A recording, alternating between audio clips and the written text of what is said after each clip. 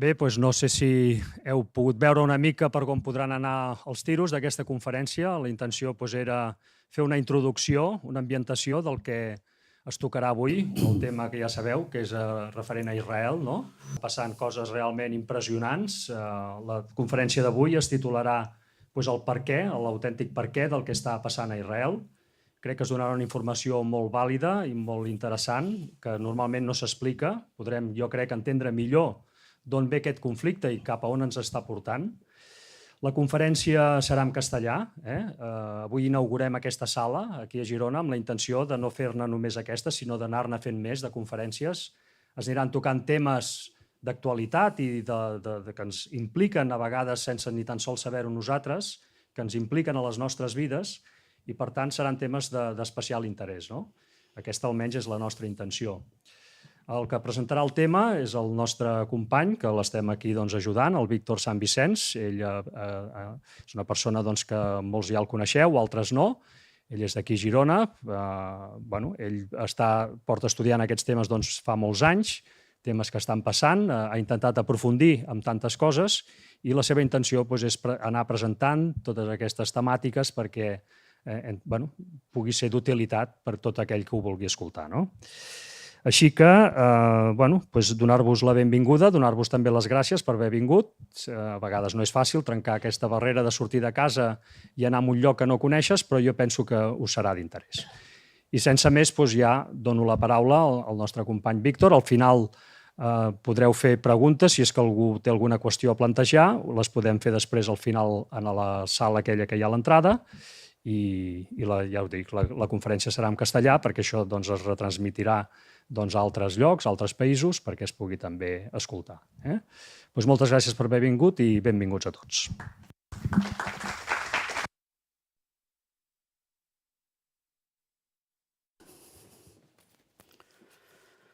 Buenas tardes a todos.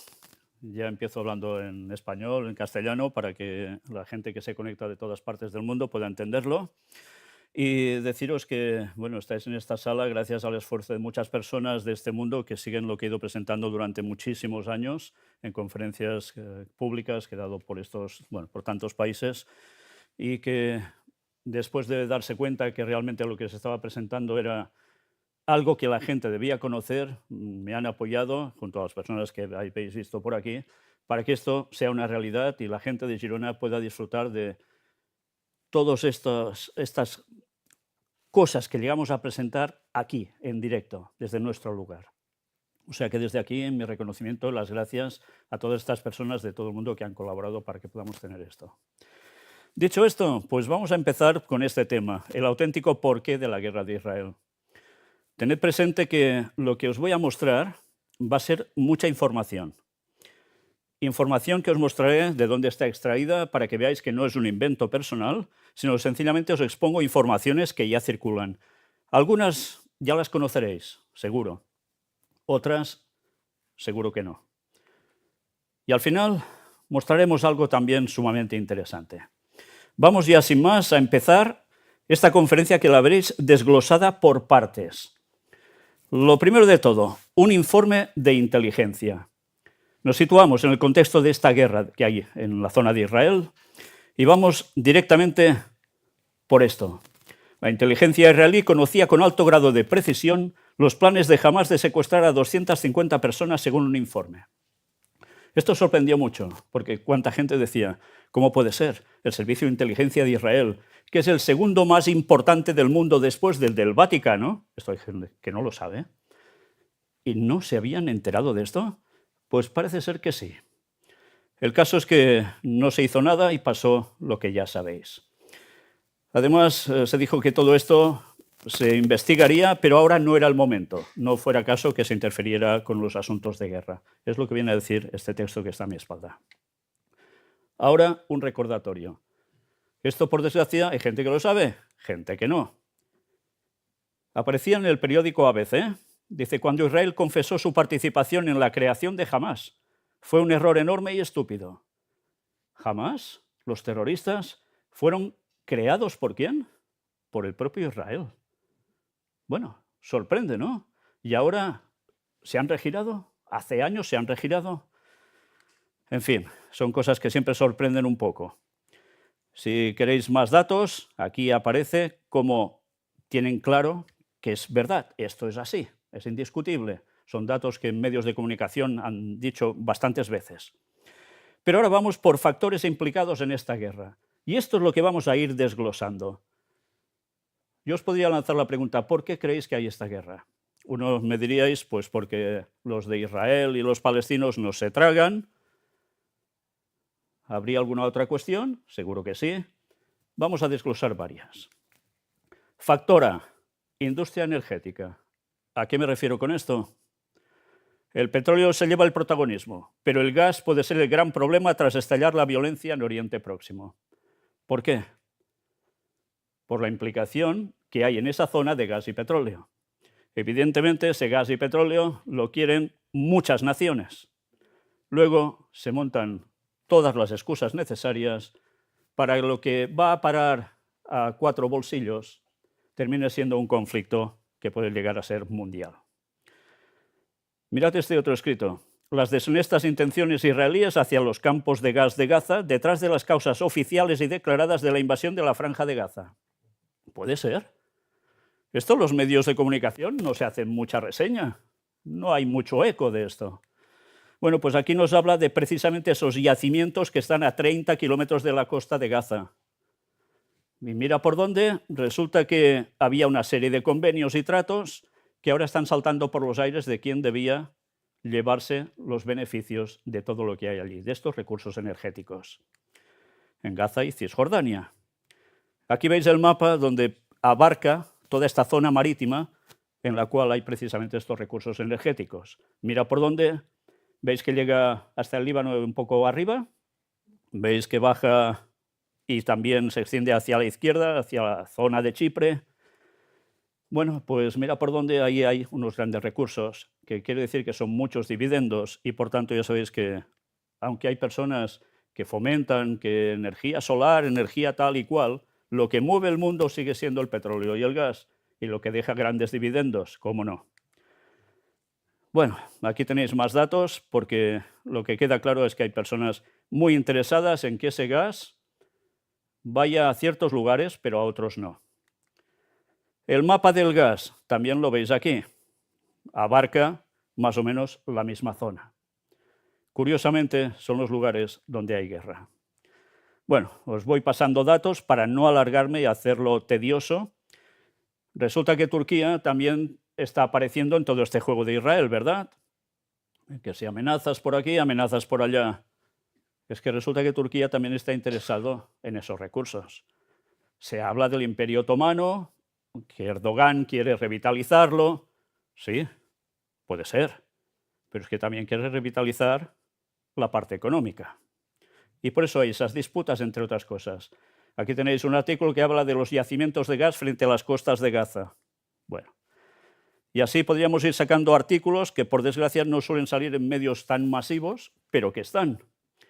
Y cuando habla del suministro de gas, petróleo, resulta que Europa, la Unión Europea, también participa de estos recursos. Por eso os extrañará cuando se dice no, que no se haga ya convenios con Israel, que no se les... ¿Que no qué? Europa no tiene recursos energéticos propios, depende de los exteriores. Y mira por dónde estos convenios... ¡Ay! Estos convenios. Pues estos convenios les convencen a unos y tienen necesidad para unos, pero para otros todo lo contrario. Con lo cual, no creáis que la Unión Europea irá diciendo drásticamente que va a cortar relaciones con Israel, así como así. Sigamos avanzando porque, bueno, la historia es larga. Yo os paso estas imágenes. Luego, si queréis, el PowerPoint está a vuestra disposición para que podáis leer todos los escritos tranquilamente y veáis que no me estoy inventando nada. Una cosa más. Israel trabaja para suprimir el acuerdo que permite al Líbano la explotación de gas en el Mediterráneo. Vaya, qué cosas. Y mira por dónde. ¿Qué sucede? Pues que hay la guerra que está llegando al Líbano y cada vez más. Será una casualidad, ¿no? Seguramente. No, es que claro, desde allí los atacan. Pues mira, va bien que los ataquen porque así de paso la explotación del gas pasa de unas manos a otras. Y ese convenio que estaba firmado hace años salta por los aires, nunca mejor dicho. Factor B. Este factor, por desgracia, no se habla mucho, pero es uno de los principales del por qué está sucediendo todo. El Gran Israel. ¿Sabéis lo que es el Gran Israel? Israel es una nación relativamente pequeña, no muy amplia. ¿Por qué el Gran Israel? Vamos a recordar algo. Estad atentos. Vamos a pasar un audio. Es en catalán, se hizo en el canal 324, de aquí, de Cataluña, pero lo hemos subtitulado al español para que todo el mundo lo pueda entender. Adelante. I en paral·lel a la guerra de Gaza, Israel continua ocupant territori a Cisjordània. Els últims dies s'ha apoderat de 1.200 hectàrees palestines, ha autoritzat 6.000 nous habitatges en diferents assentaments i ha legalitzat també 5 campaments que seran l'embrió de nous assentaments. Se n'ha autoritzat un per cada país europeu que ha reconegut últimament l'estat de Palestina, entre els quals hi ha Espanya. La nostra corresponsal, Roser Oliver Olivella, ha visitat un d'aquests campaments. Bon dia. A dalt d'un puig, al nord de la Cisjordània ocupada, hi ha la colònia salvatge d'Eviatar. La formen una vintena de mòduls prefabricats. Els seus habitants, famílies de colons armats que han fet de l'ocupació el seu objectiu a la vida. Fins fa poc, aquest campament era il·legal, no només segons la llei internacional, de fet ho són tots els assentaments israelians, sinó fins i tot segons el govern d'Israel. Però el ministre responsable dels assentaments, Bezalel Smotrich, del partit sionisme religiós, l'acaba d'autoritzar juntament amb 4 més. Un altre pas en el seu projecte de repoblar els territoris palestins amb milions de colons. L'objectiu? Annexionar-se a Cisjordània. Segons el Haim, un dels colons d'Eviatar, amb això no n'hi ha prou. S'ha d'anar encara més enllà a l'hora d'ampliar les fronteres d'Israel. Si Déu vol, ocuparem legalment la franja de Gaza, al sud del Líban, Síria i tots els llocs que ens pertoquen. Estic 100% segur que l'estat d'Israel serà tan gran com Déu ens va prometre. Aquesta colònia salvatge està ocupant terrenys privats palestins. El Mohammed és el propietari d'una part. A distància ens ensenya les terres a les quals ara no pot accedir i ens mostra els documents israelians que li reconeixen la propietat. No deixarem que ens prenguin aquesta terra per convertir-la en un assentament. No ens quedarem asseguts mirant-ho. Impossible. Si cal, vessarem la nostra sang. Mentre el món mira cap a Gaza, l'ocupació a Cisjordània agafa embranzida. ¿Habéis oído bien, no? O habéis leído bien, depende. Una vez más, ¿qué es el Gran Israel? Lo habéis visto por parte de colonos, llegan a expresarlo claramente, son sionistas. Esto quiere decir que quieren que Israel sea como era antaño, hace unos cuantos miles de años. Y esto no era solo el territorio actual de Israel, sino que abarcaba zonas del Líbano, zonas de Siria, pero también bajando al sur. ¿Os imagináis qué otro lugar? Hasta llegar a un río en concreto, el Nilo. Por tanto, también llega a afectar zona de Egipto. También parte de Arabia Saudita. Por cierto, estuvimos en Arabia Saudita documentando ciertos lugares donde los israelíes de la época, los israelitas, que se llamaban así en ese entonces, los hebreos, eran los que pasaron por allí y es muy interesante. Documentales que hemos ido filmando también os los iremos mostrando porque vais a quedar impresionados con la cantidad de cosas que hay que normalmente no se muestran. Pero dicho esto, lo interesante es ver cómo ellos están convencidos que deben seguir colonizando terreno. Da igual, las personas que mueran tienen que ser expulsados de allí, que vayan a otros lugares, pero que no se queden allí. Y ese territorio tiene que pertenecer a Israel. Por tanto, ahora un poco, pensad, ¿creéis que esto se puede acabar de hoy para mañana? El gobierno de Israel cada vez está cogiendo más fuerza una parte, una ala en concreto, y son precisamente el movimiento sionista, de los cuales vamos a ver algo dentro de poco. Y esta gente son los que están moviendo para que se consiga el Gran Israel. Ellos creen que es un mandato divino, que Dios hizo un pacto con ellos y sigue hasta nuestros días y más allá. Bueno, un análisis de textos donde ellos se basan demuestra que eso no es así, pero ellos no lo aceptan. Vamos a seguir con más información, porque ahora vamos a Turquía y Erdogan dice, si no se detiene a Israel, podría apuntar a Turquía como con su delirio de la tierra prometida. Sí, porque hay una parte que también queda afectada. Bueno, mira por dónde Erdogan, que también le interesan recursos financieros que extrae de petróleo y de gas, ve a Israel ya prácticamente como un total enemigo. ¿Creéis que la cosa va a quedar así, como si nada? ¿O tarde o temprano va a pasar algo? Ya sabéis que hoy precisamente ha habido el ataque de Israel a Irán, precisamente esta noche. La cosa se irá complicando. Aquí Erdogan nos viene a decir que lo tiene muy claro, que van a ir por su tierra y ellos tienen que impedirlo, porque además en todo esto hay algo en juego. Y ese algo en juego es un honor con un orgullo, etcétera, etcétera. Pero desde luego, cuando veis las declaraciones, y ahora dentro de poco vais a daros cuenta, se trata de un lugar especial que es el que está en juego, que es la clave para todo este conflicto. Una pregunta nos hace aquí. ¿Son Gaza y el Líbano la punta de lanza de la implementación del Gran Israel? ¿Os dais cuenta? Hay lugares que ya se habla de esto.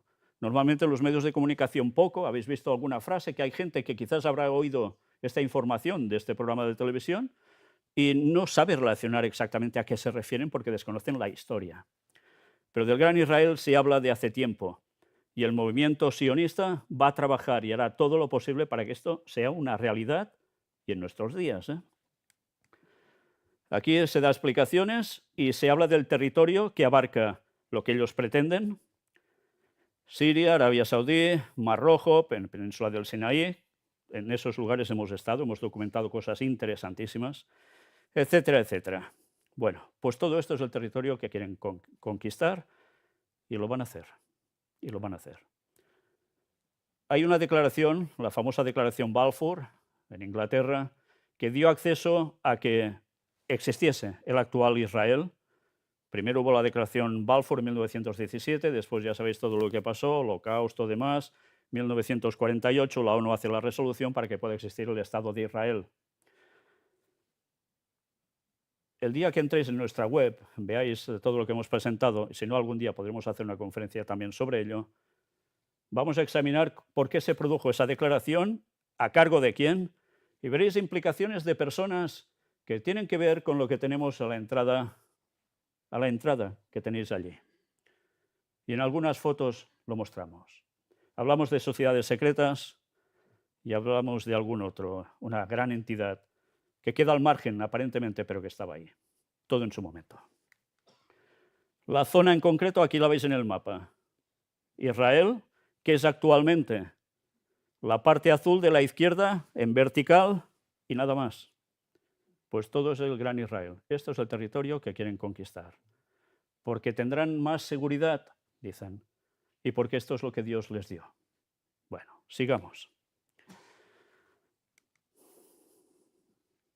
Netanyahu promete sostener, atención a estas palabras, su misión sagrada contra Hamás tras cumplir la guerra un año. Era noticia de este 7 de octubre de 2024. Misión sagrada. Fijaos que no está hablando de una guerra más, una guerra justa, una guerra de no sé qué. No, no. Está hablando con términos religiosos. Aquí, una vez más, tiene que decir que difundir el bien, erradicar el mal, es la función de ellos. Y llega a decir también, aferrándonos a la raíz, rebrotará el árbol de la vida. Cuando un judío te habla del árbol de la vida, no es un árbol como cualquiera que podamos tener por aquí. Está teniendo una simbología. El árbol de la vida aparece en escritos bíblicos y ellos lo recogen como el árbol que es del cual mana la vida y que llega a abarcar a todos los que se acojan a esas ramas. Bueno, en definitiva, a un periodo mesiánico. ¿Sabéis qué es esto? A que llegue un Mesías que lo solucione y que una a todo el mundo. Y ellos van a ser los que van a trabajar para esto. Esta explicación normalmente no la vais a oír mucho en las noticias, pero es lo que hay. Y ahora preparaos por todo lo que va viniendo. Netanyahu amenaza con una larga guerra. ¿Dónde? En el Líbano. No, estos son 4 ataques y ya está. ¿Sí? Pues va a ser que no. ¿Y por qué? Pues porque le interesa también toda esa zona. Vamos a ver ahora otro vídeo, también del canal 324. Y estad atentos porque aquí sí que se ven imágenes, está en catalán, pero también subtitulado en español. Pero estad muy atentos a lo que se llega a decir. I mentre Blinken intenta contenir el conflicte, hi ha mig miler de colons israelians radicals que han acampat a la frontera de la Franja per reclamar el seu dret a ocupar Gaza i expulsar-ne els palestins. Es tracta d'un moviment supremacista que té el suport dels partits d'extrema dreta que formen part del govern de Benjamin Netanyahu. S'han concentrat durant 2 dies a tocar de la frontera amb Gaza sota el lema «Gaza és nostra per sempre, preparem-nos per colonitzar-la». Mentre ballen, se senten clarament els atacs israelians a la franja. L'acampada compta amb la protecció de l'exèrcit i de la policia i activitats per les criatures mentre els grans discuteixen l'estratègia per tornar a construir assentaments a Gaza, il·legals segons el dret internacional. Diuen que ja hi ha 700 famílies disposades a anar a la que consideren part de la terra promesa per Déu. C'est la maison des Juifs. Et ça n'a pas commencé depuis 80 ans. Ça commence, comme j'ai dit tout à l'heure, depuis bien 3000, 4000 ans. L'acampada l'ha organitzat el moviment de colons Nahalà. La seva fundadora parla sense embuts de fer una neteja ètnica. You will witness how Jews go to Gaza and Arabs disappear from Gaza. They lost their right to stay in this holy place. Diuen que per colonitzar la franja faran el mateix que la Cisjordània ocupada, on ja s'hi han establert més de 350 assentaments. A la trobada hi participen també diversos parlamentaris de la coalició governamental i els 2 ministres de l'extrema dreta, el de Finances, Bezalel Smotrich, i el de Seguretat Nacional, Itamar Ben-Gvir. לעודד הגירה. האמת היא שזה הפתרון הכי מוסרי, הכי נכון, לא בכפייה, אבל להגיד להם, אנחנו נותנים לכם את האפשרות, לכו מכאן לארצות אחרות, ארץ ישראל שלנו. Per aquesta gent, colonitzar la franja de Gaza, tornar-hi a construir assentaments, no és ni molt menys al final. Creuen que això també s'ha de fer al Líban. Roser Olivella, TV3, frontera amb Gaza. ¿Os habéis dado cuenta? Esto se tiene que alargar hasta el Líbano. Van a colonizar sí o sí. Son los que están apretando más dentro del gobierno de Israel, son los que están teniendo el poder dentro de ese gobierno y esto continuará. Porque es que resulta que no son solo ellos en Israel los que apoyan esto. Vamos a ver que hay grupos de personas en otros lugares que dicen ser creyentes cristianos y también apoyan esto. masacrar a quien haga falta para que ellos tengan esa tierra y allí suceda algo especial. Ya lo veremos. Vamos al factor C, porque este factor C no sé cuántos de aquí lo vais a conocer. El sacrificio de la vaca alazana y la construcción del tercer templo de Jerusalén. ¿Os suena de algo esto? A algunas personas no os va a sonar de nada, porque esto difícilmente se llega a oír en los medios de comunicación. Noticia del 26 de marzo de este año. En Israel se ha construido un enorme altar para el sacrificio de la vaquilla alazana. Pero, ¿qué pasa? ¿Que juegan también a toreo? No, no es precisamente toreo lo que ellos van a hacer. ¿En qué consiste esto de la vaca alazana? Bueno, os lo voy a resumir un poco para no alargar mucho.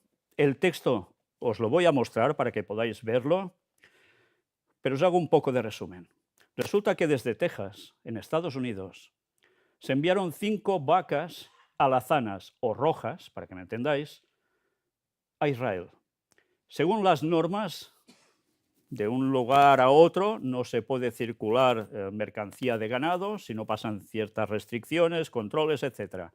Bueno, era imposible, al final la cosa se arregló para que pudiese ser, y se enviaron 5 vacas que un granjero en Texas había preparado porque a Israel les interesaba mucho. Resulta que ese señor era un evangélico sionista, o sea, un evangélico, un protestante, que quiere que Israel tenga su tierra, que abarque toda esa gran zona que hemos visto y que así luego aparezca alguien. Él envía las vacas. Cuando llegan esas vacas son súper bien recibidas, como si hubiese llegado allí, yo qué sé, qué mega estrella del rock. Hicieron fiesta, se lo pasaron muy bien. Y esas vacas están en un lugar, aquí veis a 3 de ellas, están en un lugar recluidas, donde dicen que preparan para que puedan ir a verlas. Son vacas que son jovencitas y esas vacas tienen algo importante. Lo algo importante es que no tienen ni un pelo blanco, como yo. Bueno, yo cuando me lo dejo sí. Y resulta que estas vacas deben cumplir una misión para ellos. Estamos hablando de los judíos religiosos, no de los otros que hay, que pueden ser gnósticos, ateos o lo que sea. Los que creen en el judaísmo. Estos señores dicen que necesitan una vaca roja para ser sacrificada, que no tenga más de X años, y cuando eso suceda debe ser quemada, y con hisopo y agua esas cenizas quemadas deben ser esparcidas sobre una cierta superficie y también sobre el pueblo en general. Y así se purifica todo. Cuando se dice purificar, quiere decir que se limpian de pecados, etcétera, etcétera, y ellos pueden ser considerados como santos y pueden hacer algo que antes no podían hacer. Resulta que en todo el periodo de la historia, de estas vacas ha habido 9. Y ahora ha aparecido una que puede ser la 10ª de estas 5. He de deciros que las controlan minuciosamente. Imaginaos la situación, parece de risa, pero es que es verdad. Van con una lupa, pelo por pelo, mirando cada vaca, y si le sale un pelo blanco, ya queda descalificada, ya no puede ser sacrificada porque deja de ser pura. ¿Sabéis? De esas 5 vacas hay 3 que han quedado descartadas, quedan 2. ¿Y por qué tienen que sacrificar entonces esa vaca? ¿Qué ha hecho la vaca? Bueno, pues la vaca les cumple a ellos el requisito esencial. Según una profecía escrita por Maimónides, que fue un judío muy listo, que estuvo en Andalucía, etcétera, etcétera, él escribió en esos años que habría una vaca que debería ser sacrificada y que gracias a eso se podría levantar algo, el tercer templo de Jerusalén. ¿Sabéis? En Jerusalén se habla que han habido 2 templos. El primero fue destruido, el segundo fue edificado en tiempos de Jesús. Herodes lo reedificó, lo hizo muy bonito. Llegaron los romanos enfadados y al final también se lo cargaron todo. No quedó piedra sobre piedra, como había dicho Jesús que pasaría, es curioso, ¿eh? Y resulta que pasan años, pasan 2000 años, están sin templo. Y ellos, en su creencia, dicen que cuando llegue el templo, se edifique el templo, entonces se van a solucionar los problemas del mundo. Y resulta que ese concepto muchos evangélicos protestantes que dicen que estudian la Biblia creen que eso es así también.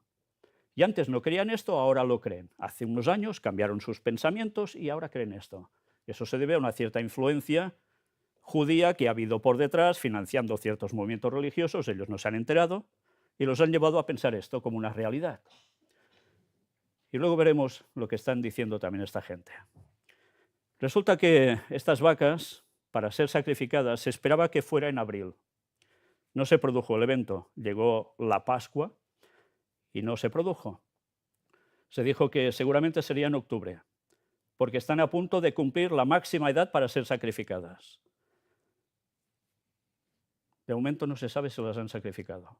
De repente han desaparecido las noticias sobre las vacas alazanas. Iban saliendo periódicamente. Ahora no se habla. ¿Qué ha pasado con ellas, con las dos que quedaban? No lo sabemos. Pero si ha sido sacrificada, que dicen que podía haber sido sacrificada y no se supiera, hay todo un movimiento que ya se prepara para hacer algo, la purificación del monte del templo. Ellos quieren levantar el tercer templo de Jerusalén. Pero para hacer eso tienen un problema. ¿Qué problema creéis que pueden llegar a tener para levantar un templo en un lugar en concreto, en Jerusalén? Ahora lo vamos a ver, pero antes, mirad las vacas. Despite the deadly outcome across the region, one trigger for the Hamas rampage has been widely overlooked. Chris Livesay has the story from Jerusalem. The infamous October 7 massacre that sparked a war. But one confounding yet eye-opening motive has escaped the headlines. In a recent speech, a Hamas spokesman blamed the Jews for bringing red cows to the Holy Land. The cows he's talking about at a secure, undisclosed location are these, red heifers, to be precise. Some Jews and Christians believe they're the key to rebuilding the historic Jewish temple in Jerusalem and to beckoning the Messiah. To understand, you have to go back nearly 2,000 years when the ancient Romans destroyed the last temple in the city. To rebuild it, these believers point to the Bible's book of Numbers. It commands the Israelites to sacrifice a red heifer without defect or blemish, and that has never been under a yoke. Only then can the temple rise again. Caring for them on an Israeli settlement in the West Bank is Yitzhak Mamo. So we have here, after a long research, we find in Texas. In Texas? Texas, United States of America. Texas Red Angus, flying them 7,000 miles to Israel. This is not a publicity stunt. What do you mean? Meaning, this is something you take very seriously. Harry Potter is a good story. The Bible is not story. The Bible is a way of God to lead us. A massive altar already awaits, where the heifers are to be burned. According to some believers, the ceremony needs to be performed right here on the Mount of Olives, looking directly into where the temple once stood. But something else now stands in its place. The Dome of the Rock and Al-Aqsa Mosque, among the holiest sites in Islam. Today, only Muslims are allowed inside, but that's not stopping Jewish activists outside. Once you got started here. 6 days a week, Melissa Jane Kronfeld leads groups from around the world who defiantly pray, as close as armed guards permit. It's not about the destruction of Islamic holy sites. It's about preserving this place and being guardians over the house of God for all people. So you're happy with it where it is? No, it's going to go 100%, but I believe it's going to go. It's 100%. Yeah, the whole thing is going to go. We have to build a temple. When you say that Dome of the Rock has to go, MJ, it's hard for me to imagine something more incendiary. Well, let me ask you something. The Middle East seems pretty destabilized right now, and the war, if I'm not mistaken, is already here. To be clear, hers is a dream not shared by the Israeli government or by the vast majority of Israelis and Jews, but it's been enough to incite numerous Islamist groups.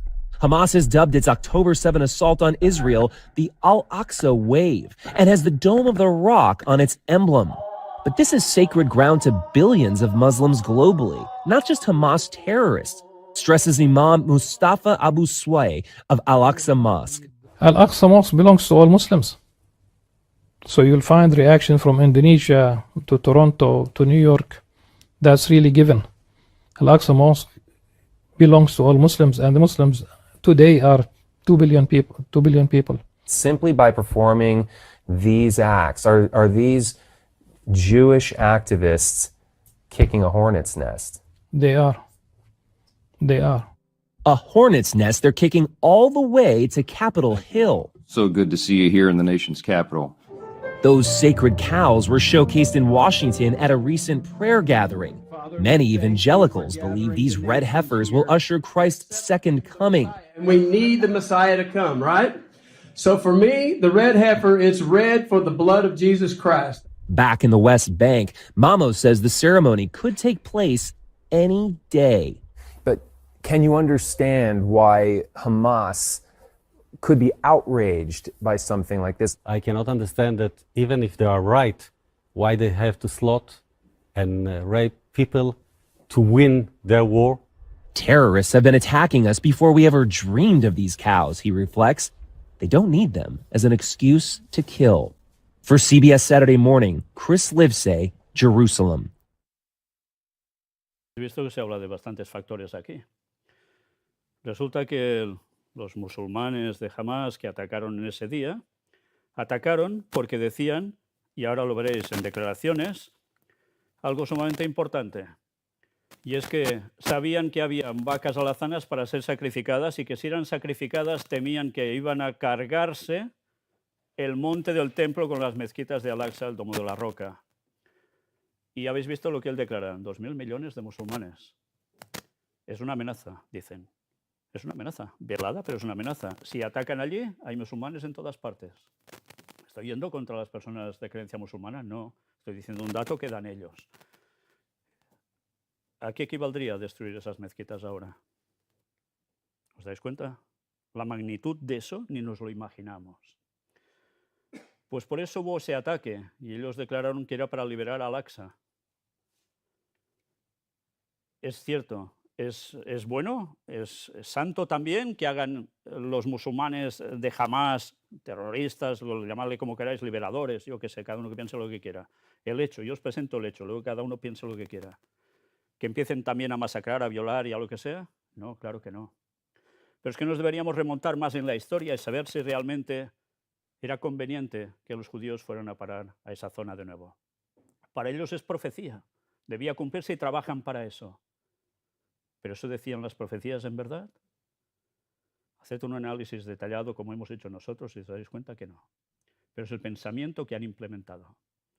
¿Y habéis visto para qué quieren volver a levantar el templo en Jerusalén, el tercer templo? ¿Para que aparezca quién? ¿Un cantante de rock a hacer un concierto? El Mesías.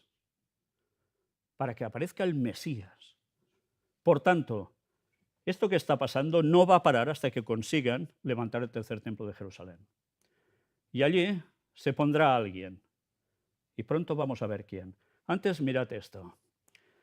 La página que veis aquí es del Instituto del Templo. Son los señores judíos que trabajan más intensamente para que ese templo se levante.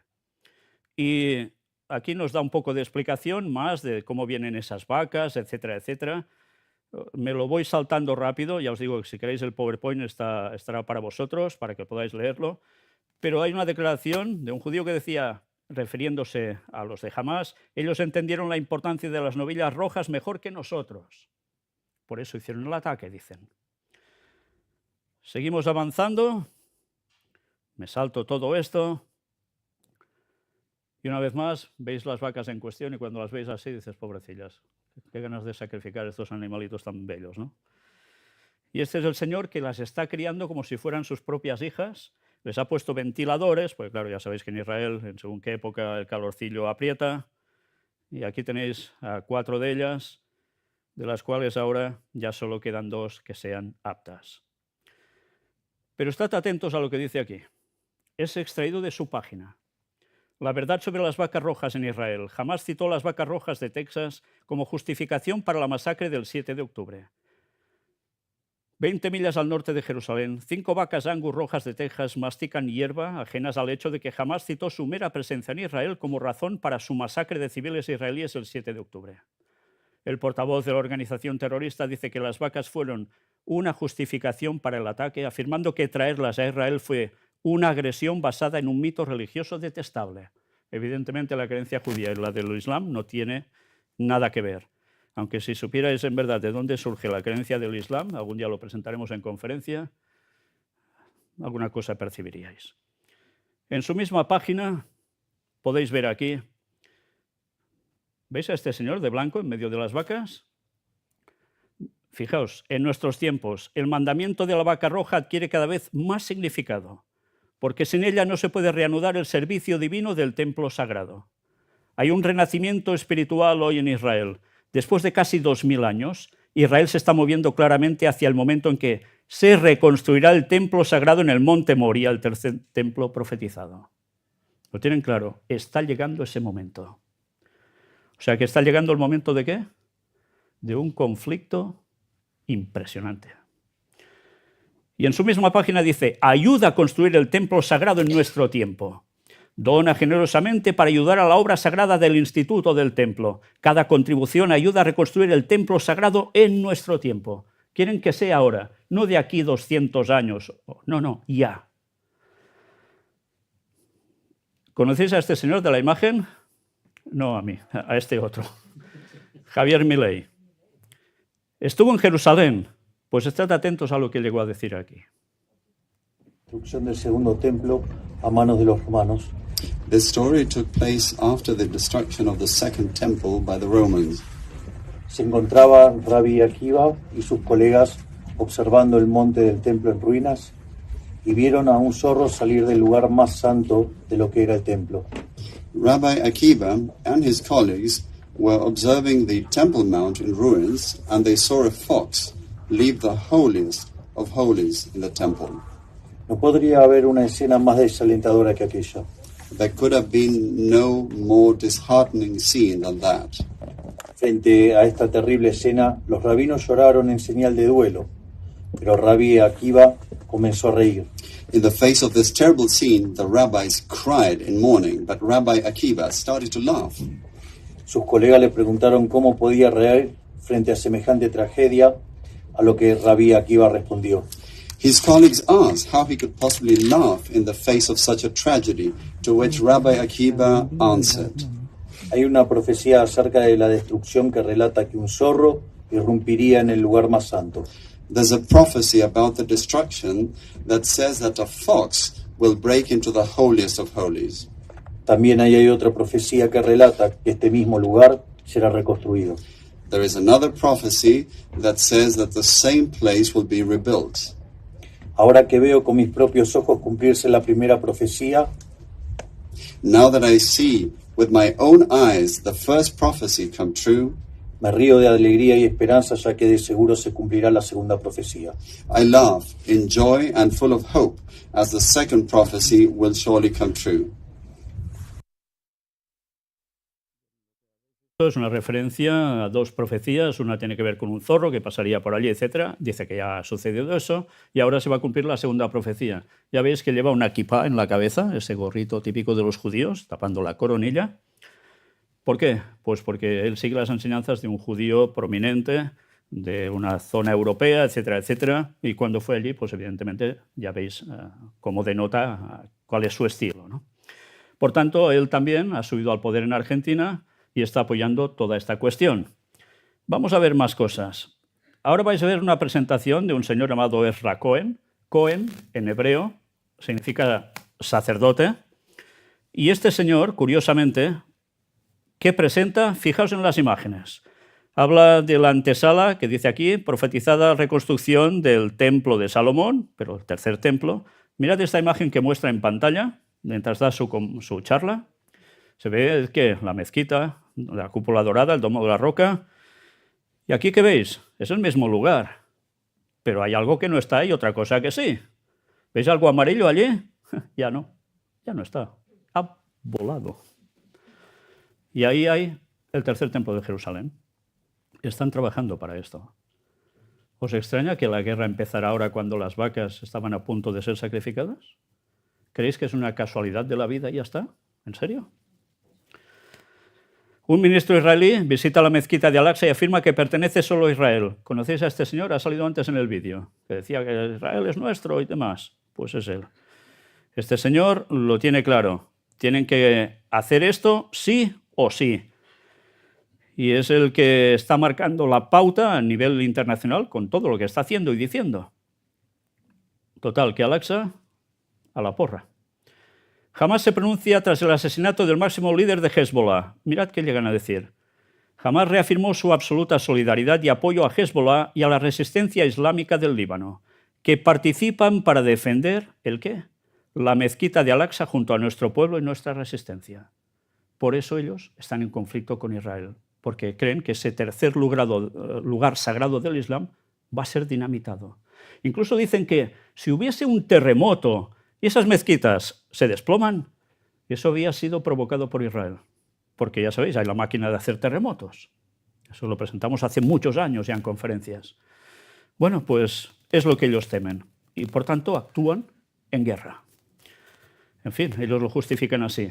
Luego resulta que en el famoso Muro de los Lamentos, donde ya sabéis que van los judíos y empiezan dando esos impulsos hacia adelante, hacia la pared y vuelven hacia atrás, allí hay un momento de bendición sacerdotal. Sí, porque ellos ya están así, con sacerdotes, con levitas, etcétera, gente que trabajaba para el templo de antaño y ahora hay de ellos también, los han preparado para eso. Y dan una bendición.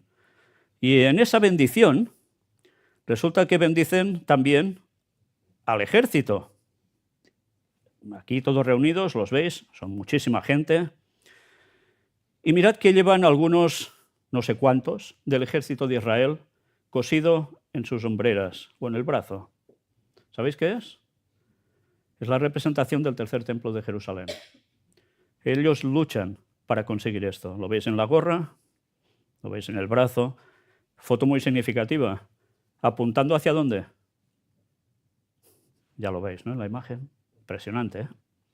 La cúpula amarilla, sí. Más fotografías. Ellos luchan por esto. Quieren el tercer templo de Jerusalén. Esto no solo va de, mira, son gente que nos estorban para ir creciendo. Va de mucho más que eso.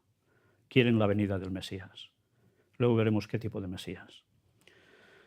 Aquí una vez más van a ese lugar que no pueden ir a orar, ya sabéis, o a rezar, llamadle como queráis. Los judíos no pueden entrar a esa explanada de las mezquitas y empezar a hacer sus rezos. Solo pueden hacerlo los del mundo del Islam o puedes ir como turista, nada más. Bueno, pues han intentado hacerlo varias veces y es interesante porque fijaos la frase final que dice que pronto reconstruyamos nuestro santo templo, una casa de oración para todas las naciones, cita Isaías 56:7, y pongamos fin a esta locura de una vez y para siempre. Felices fiestas. Una casa de oración para todas las naciones. Antes ha aparecido en uno de los vídeos también esta frase. Tenedla presente porque lo vamos a ver repetida y cómo. Mirad este mapa, este plano, mejor dicho. De arriba hay la mezquita, allí bien puesta en el medio, bien centradita. Mirad abajo, es donde debe ir el tercer templo de Jerusalén. Han hecho estudios, han visto cómo estaba en la antigüedad el templo, donde estaba ubicado. No se puede evitar. La mezquita allí estorba. Tiene que salir de allí como sea. ¿Creéis que lo van a hacer fácilmente, sin que no haya derramamiento de sangre y que nos implique a todos? ¿Quién trabajó para la arquitectura de todo ese lugar? Fundación Rothschild. Bueno, sé que algunos de vosotros, de los que estáis aquí, algo conocéis sobre este tema. Pues sí, los que están bastante arriba en las sociedades secretas, en masonería concretamente, han trabajado, porque son unidos plenamente a judíos, para esto, para hacer un análisis exhaustivo dónde debía estar el templo. Sigamos viendo más cosas. Aquí lo veis también, cómo sería a la izquierda, cómo sería después. Y aquí también el autor de 2 libros que habla precisamente sobre este plano que habéis visto. Pero hay una entrevista también al actual arquitecto del templo. Sí, ya hay arquitecto para el templo. Ya hace muchos años presentamos declaraciones que decían que ya estaba todo preparado, solo para que cuando llegara el momento, ¡hop!, se cogieran las piezas y se montaran. Allí no va a haber martillazos ni cincelazos, no va a haber nada de eso. Pero se va a montar todo en un pim-pam, rápido. Pues, además, están proyectando toda una Jerusalén realmente enorme. Mirad el plano que tiene en su mano mientras está siendo entrevistado por otro rabino. ¿Veis lo que hay allí? Pues el tercer templo de Jerusalén. Mira qué cosas. O sea, no es solo preparar la ciudad, preparar en ciudad en consecuencia de ese templo. En fin, aquí nos narra parte de esa entrevista. He dejado solo las partes más interesantes para que podáis leerlo cuando queráis, pero van directamente a construir esto. En la imagen que veis aquí, este señor, el arquitecto, mirad la parte de abajo de la fotografía, en azul claro.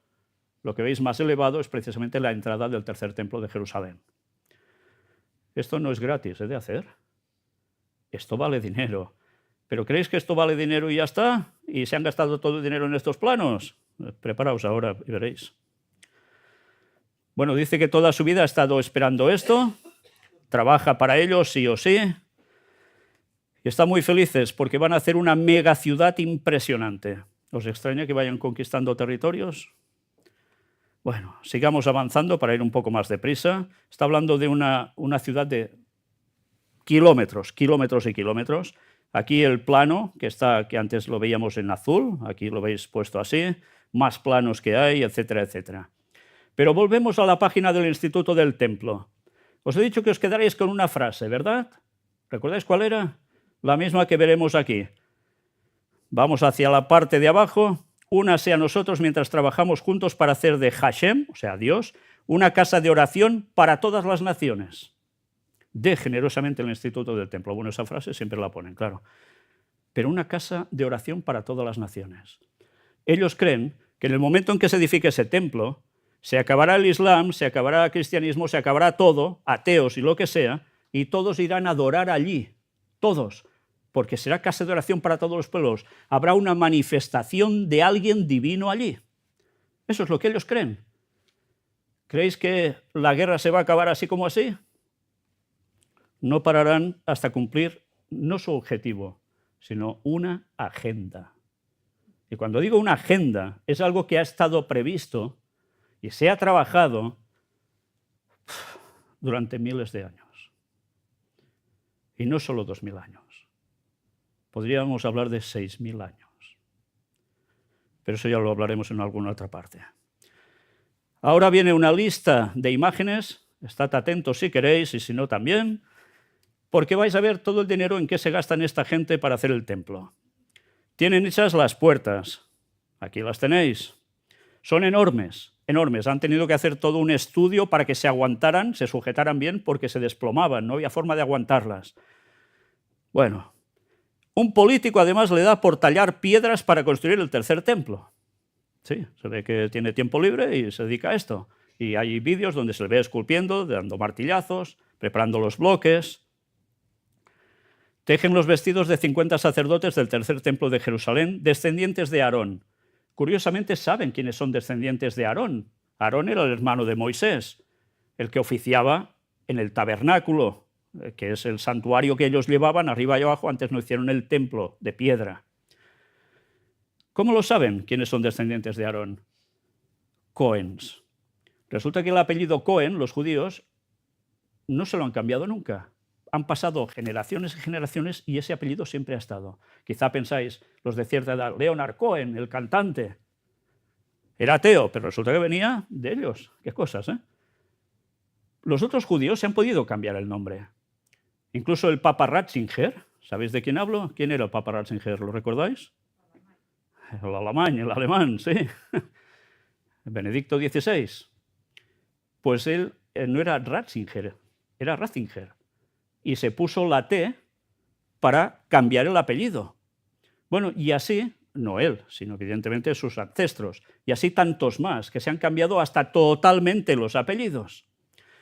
Bueno, luego pasó también cosas como en España, que a los judíos que se quedaban aquí, que eran los conversos por fuerza al catolicismo, tantas veces, les cambiaban los apellidos, y por eso algunos se llaman Cerdo de apellido, ¿eh?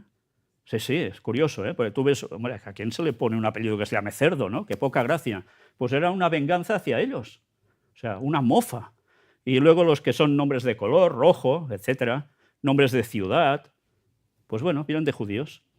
Pero todos se lo cambiaban, ellos no. Pero aparte, resulta que hay un linaje especial, que eran los sumos sacerdotes. Y los sumos sacerdotes tienen una curiosidad también. Cromosomas. Hay un cromosoma que los diferencia del resto. Y aún en nuestros días se mantiene. Y por eso saben quién puede acceder al sacerdocio. Bueno, vayamos viendo, porque se han hecho estas 50 vestiduras, no es para decorar solo, ¿eh? Todos son donaciones, etc. Aquí tenéis una maqueta del Santo Templo, el tercero y el último, que será construido muy pronto en Jerusalén, dicen. Esta es la piedra angular. Ya sabéis que los edificios de antes se ponían sobre piedras angulares grandes. Bueno, pues ya la tienen. Arpas, también. Este hombre dice algo interesante, y quedaos con lo que dice este hombre, porque al final hablaremos de esto. Este hombre, Shlomo Goren, un antiguo rabino de Jerusalén, aseguraba que el arca del pacto, de madera de acacia y recubierta de oro, que contenía la vara de Aarón, el maná del desierto, las tablas de los 10 mandamientos, se encuentra escondido en uno de los subterráneos de las partes de escape que tenía el templo hace años. Dicen que está allí. ¿Saben dónde está? ¿La tienen? Luego hablaremos de esto. Y atención ahora, el sumo sacerdote llevaba una diadema. No la tienen, han hecho una réplica. Esto es oro macizo. Las vestiduras de sumo sacerdote, vasija de plata. Ahora veréis utensilios y maquetas del tercer templo, todo lo que van teniendo para que cuando llegue el momento ya esté todo preparado. Esta es la maqueta de cómo va a ser el tercer templo de Jerusalén. ¿Lo veis mejor así? El niño de al lado, evidentemente judío. Esto está en el lugar del Museo del Monte del Templo, que ellos tienen el Instituto del Templo. Vamos pasando imágenes. Esto es la famosa menorá, el candelabro de 7 brazos. También lo han hecho, es totalmente macizo de oro. Trompetas de plata. Esto lo tienen en un lugar público, la gente puede verlo. Son las vestimentas del sumo sacerdote, con 12 piedras incrustadas aquí. Los tejidos, cómo los hacen y todo. Utensilios que van a ser directamente para ser empleados en ese templo. El altar del incienso, copia de lo que era antes. Así va a ser por dentro, más o menos, ya lo tienen previsto. Los cuernos que tocaban antes, las arpas, las trompetitas de plata. Aquí tenéis el altar de incienso con más detalle. Flautas también. ¿Flautas? ¿Para qué quieren flautas? Pues porque también hay cantores y músicos del templo. Como antaño con el rey David, que tocaba el arpa y habían coros y demás, pues lo mismo. Cada detalle lo tienen más que previsto. Voy saltando cosas. Vamos directamente a esto que están haciendo aquí. Son representaciones de lo que harán cuando tengan el templo. Distintas fiestas, como la de Pesaj o Pascua, etcétera, etcétera. Ellos montan un escenario y allí, estos que veis de blanco, son los levitas, los que oficiarán allí. Han sido preparados para eso. Están haciendo todos los rituales, gente que va a verlos. La cabrita esta, bueno, esta no la sacrificaron que yo sepa, pero es lo que van a volver a hacer cuando levanten el templo. Van a volver a hacer sacrificios. Sí, van a volver a hacer sacrificios. Una época que se habla de que todos veganos y no sé qué, van a hacer sacrificios. ¿Y sabéis por qué van a hacer sacrificios?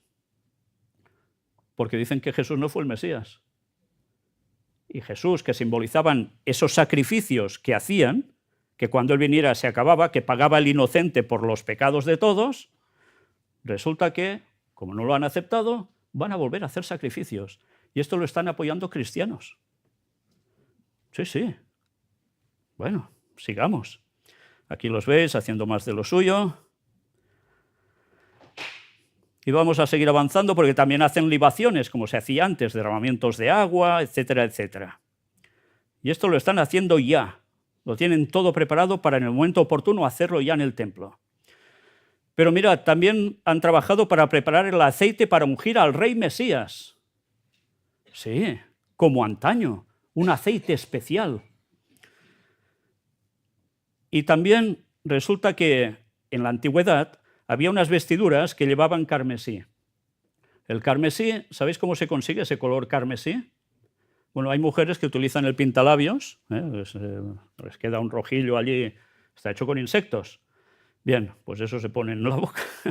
Yo me callo ya para no liarla.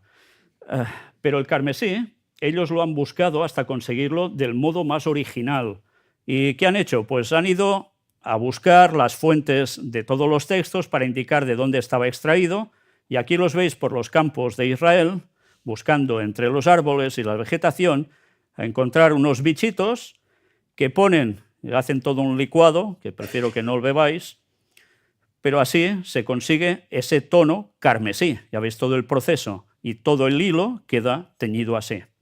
Esto es el hisopo, la rama de hisopo, que junto a todo lo que van a hacer les va a servir para oficiar allí. Y este es el ritual que quieren volver a hacer, como antaño, que había todo un acueducto donde bajaba agua, pasaba agua hasta llegar a esa zona. Pues mirad qué tienen arriba, la vaca roja, la vaca lazana. Bueno, lo están preparando para volver como hacían antes. Y ahora hablemos un poco de los cantores levitas. Sí, también se preparan para cantar en el templo. ¿Queréis ver un poco de sus cantos? Tienen su ritmillo, no creáis. Ya veréis.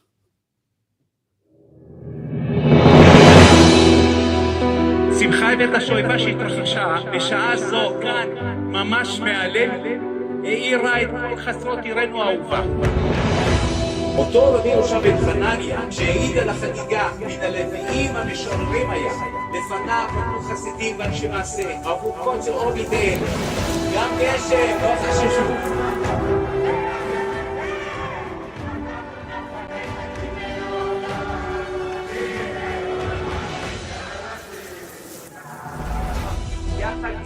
מאות לוויים על המעלות המקומיות עליהם פסקו עולי הרגל החילוקים מתרגשים ושמחים להמשיך ולנגן ולשיר אותם בנגינתו של רבי יהושע בן חנניה המשורר הלוי, כי את המנגינה הזאת אי אפשר להפסיק.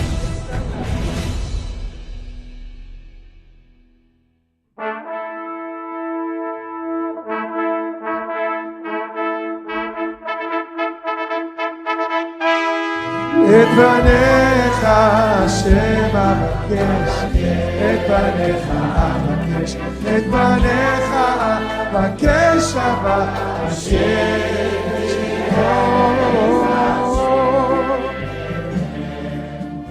כל ימי השם בבית השם.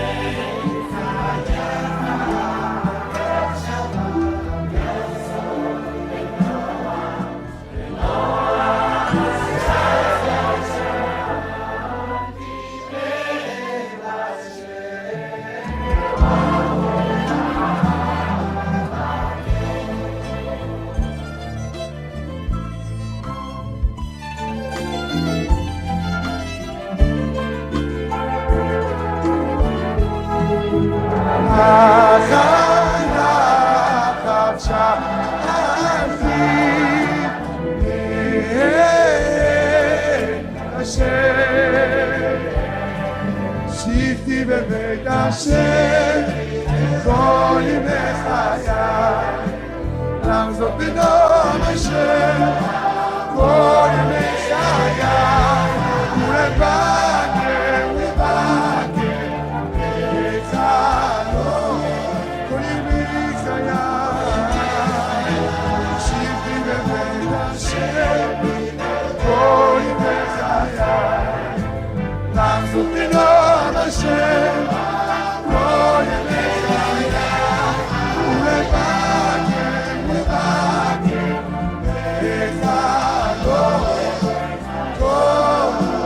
כל ימי חיי.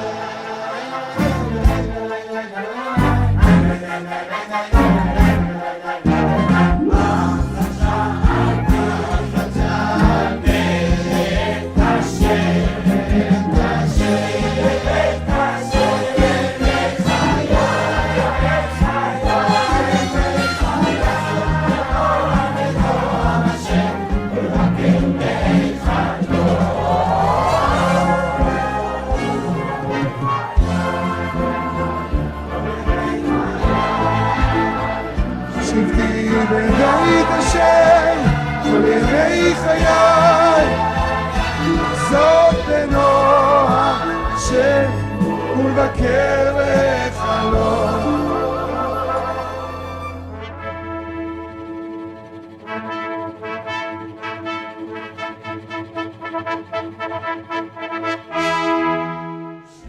בבית השם כל ימי חיי לעזוב בנועם השם.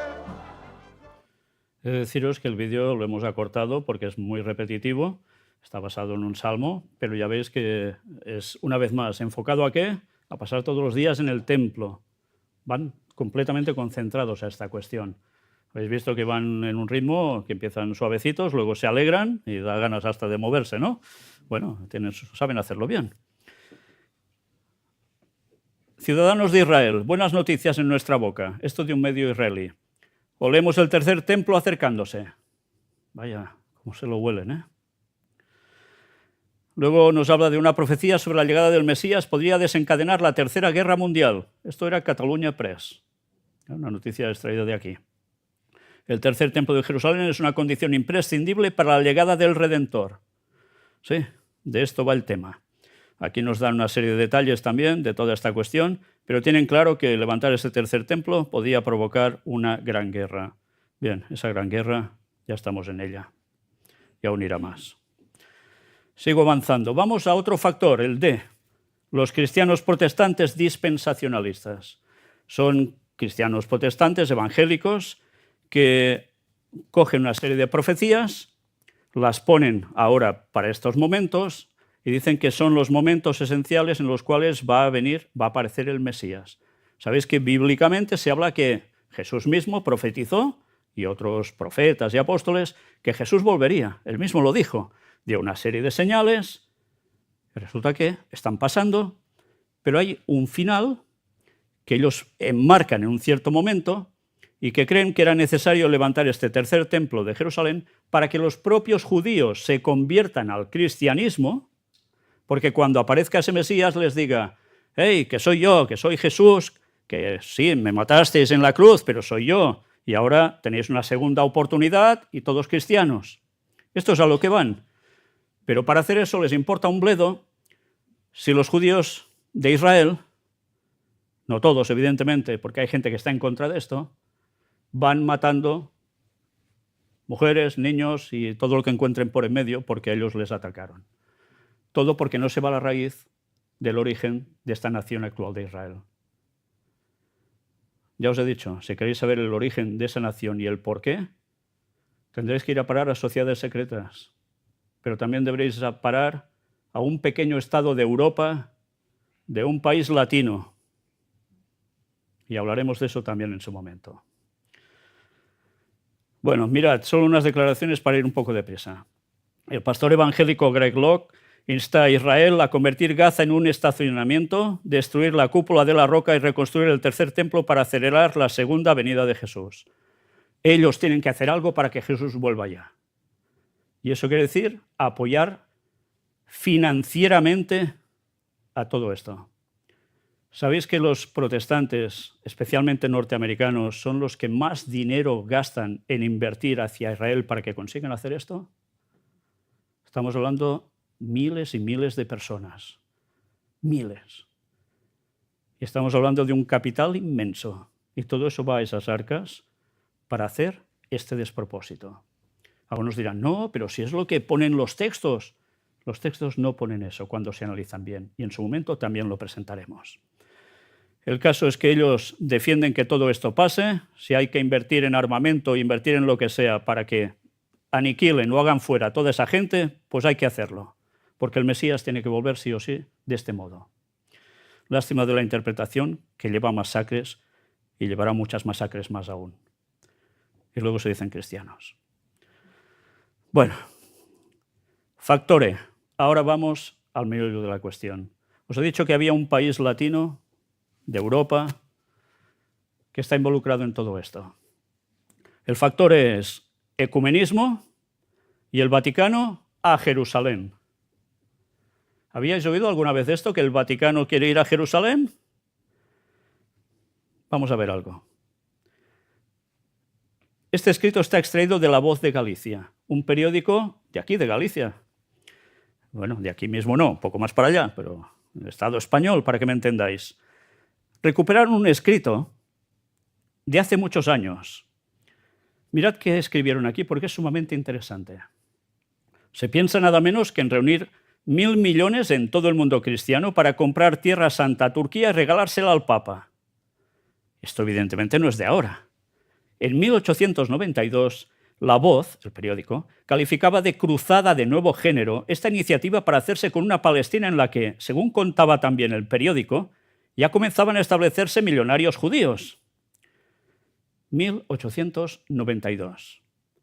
¿Estaba hecha la Declaración Balfour? No. Ya se estaba moviendo antes. No, que están buscando tierra para los judíos en Argentina, en La Pampa, en un país africano. No, al final tiene que ser en ese lugar. Estos señores no viene de cuando surge el movimiento sionista ya conocido por Theodor Herzl, etc. No, ya viene de antes, se viene trabajando de antes. ¿Recordáis unos señores, ya que aquí pone cruzada de nuevo género, que se dedicaron a hacer unas cruzadas en esa zona de Jerusalén para poder quedarse allí? Las cruzadas que hacía ¿quién? ¿Motivadas por quién? Por el Papa de turno. Habló de un Papa en Roma. Instaron a hacer cruzadas para que el Vaticano, el poder papal, se pudiese poner en Jerusalén. ¿Por qué en Jerusalén?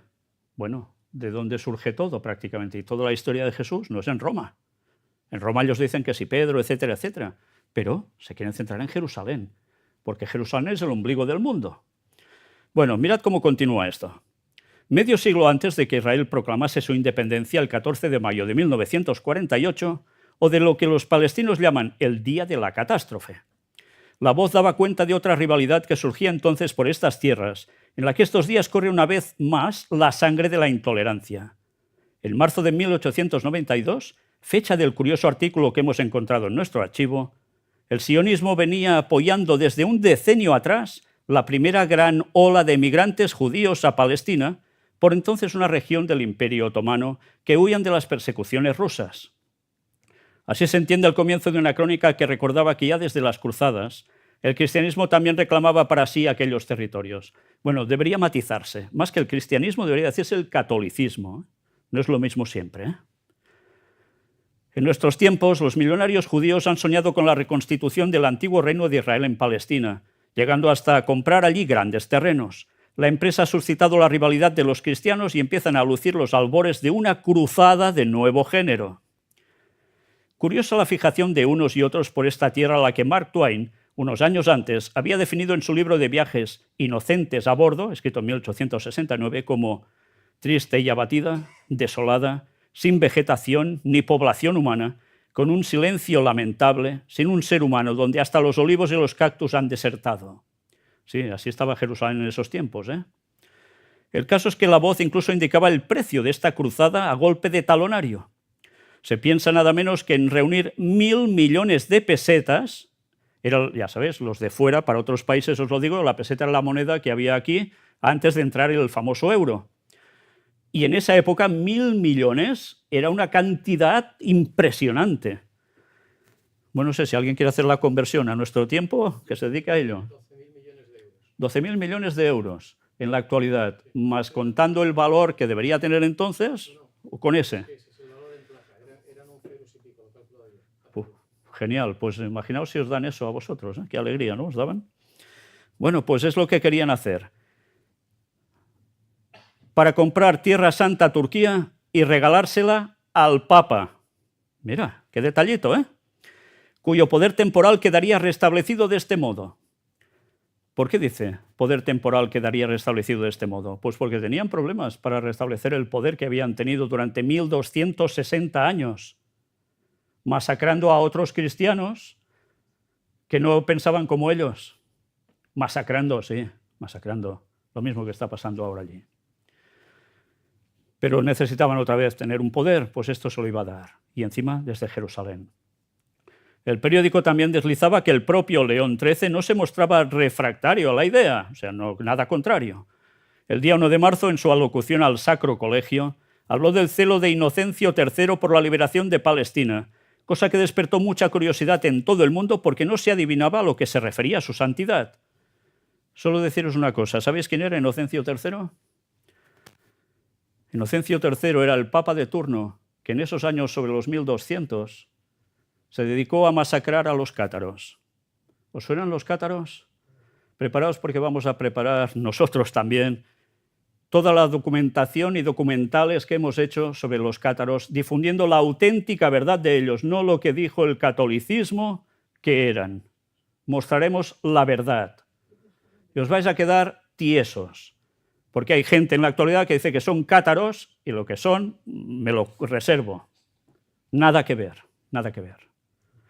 Pues esos señores eran cristianos auténticos, fueron masacrados por el papado, perseguidos.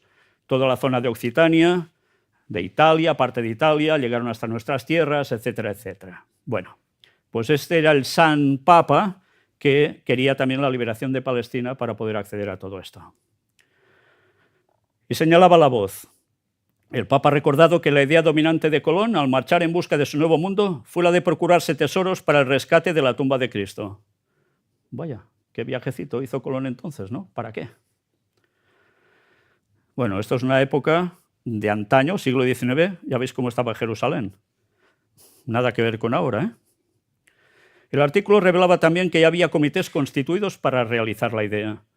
Es probable que antes de mucho el mundo católico se vea inundado de circulares y de invitaciones para que cada cristiano contribuya con su óbolo a los 1.000 millones de pesetas que se necesitan. Y hasta no parece difícil que se funde una orden especial encargada de solicitar y recoger fondos. Vaya, qué cosas, ¿eh? El sultán sin reparos, la ventaja que tenemos de conocer cómo fue la historia de Palestina desde entonces hasta la actualidad, nos permite sonreír con la ingenuidad de algunos párrafos de la crónica. Los apuros financieros del Imperio Otomano, continuaba esta, son un aliciente para confiar en que el sultán no tendrá mucho este reparo en ceder a la Palestina a cambio de la magnífica cantidad que se proyecta ofrecerle. Estaba en momentos críticos el Imperio Otomano, ¿eh? Y el dinerillo, mira, les podía ir bien. Créese, por otra parte, que las grandes potencias verían con gusto esta nueva manera de neutralizar una región importante del territorio turco, porque estaba bajo territorio turco. Y no se antoja tampoco difícil, dadas las relaciones cordialísimas que el Vaticano mantiene con los países protestantes y cismáticos, que todas las naciones de Europa consintieran en garantizar unidas la neutralidad de los nuevos estados pontificios. ¿Nuevos estados pontificios dónde? Ya lo veis, allí. Seguramente sería Italia la primera en iniciar un movimiento en tal sentido. Bueno, pues así estaba la historia. Aquí nos habla de todos los judíos que enviaban, etcétera, etcétera. Dicen, la única duda, y va concluyendo ese artículo de 1892, está en si el Papa abandonará Roma para ir a establecerse en Tierra Santa. Hallándose Roma en poder de Italia, parece Jerusalén la capital nata del cristianismo, pero el Vaticano está muy apegado a la tradición. Visto lo visto, parece que haberse quedado en casa fue la mejor decisión que tomó León XIII, si es que aquella cruzada de Nuevo Cuños llegó a dar algún paso más allá de las intenciones de la que se hacía eco la voz. No es que no quisiera ir allí, es que no pudo. Circunstancias hicieron que no pudiese ir allí, si no el Vaticano ya estaría en Jerusalén. Entonces pensad un poco, y ahora veréis más. El propósito del Vaticano siempre ha sido Jerusalén, situarse allí. ¿Qué puede pasar? Unos dicen que allí van a levantar el tercer templo de Jerusalén y son judíos. ¿Los judíos son cristianos? No. ¿Os empezáis a oler algo? ¿Algo que puede llegar a pasar? Sigamos. Atención a esto. Este libro lo compré, es una auténtica joya por lo que dice allí. No es que os lo recomiende precisamente para que lo leáis, porque para mí es un desastre, pero esta parte me importaba muchísimo. Breve historia del pueblo de Israel. Profecías cumplidas. Benjamín Martín Sánchez, ¿quién es? Profesor de Sagrada Escritura y canónigo de la SI Catedral de Zamora, por tanto, es un señor católico, de nombre. Escribió esto hace ya unos años. ¿Y sabéis sobre qué escribió? Fijaos bien, él describe esto así. Sabemos que el Salmo 110, el Mesías es a la vez rey y sacerdote.